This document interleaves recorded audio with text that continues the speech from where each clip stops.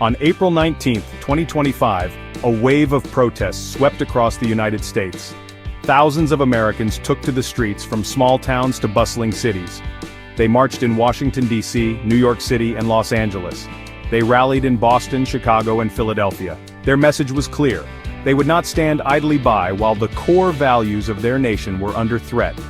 These protests were not isolated incidents. They represented a groundswell of discontent and a renewed commitment to civic engagement.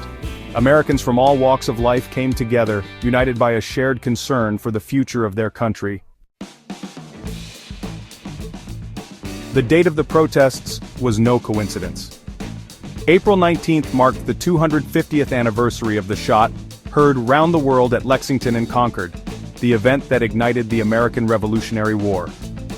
Protesters drew a direct line between the fight for independence in 1775 and the need to defend democratic principles in 2025. At Lexington and Concord, where commemorative events were taking place, the atmosphere was especially charged.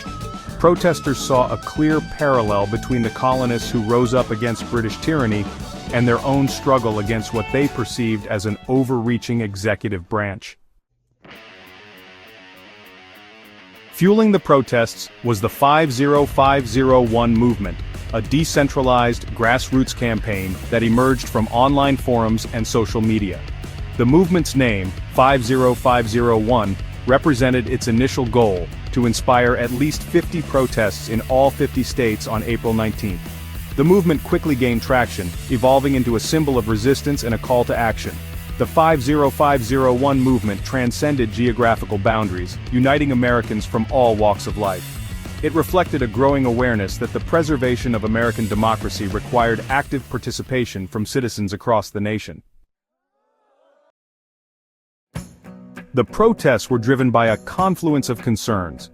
The Trump administration's policies on immigration, particularly the case of Kilmar Armando Abrego Garcia, who was facing deportation despite court rulings, sparked outrage and fear.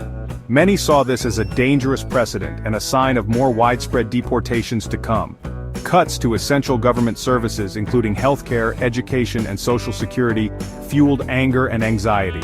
Protesters voiced their disapproval of what they perceived as an attack on the social safety net and a disregard for the well-being of ordinary Americans.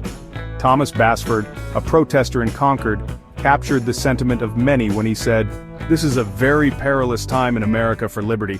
Sometimes we have to fight for freedom,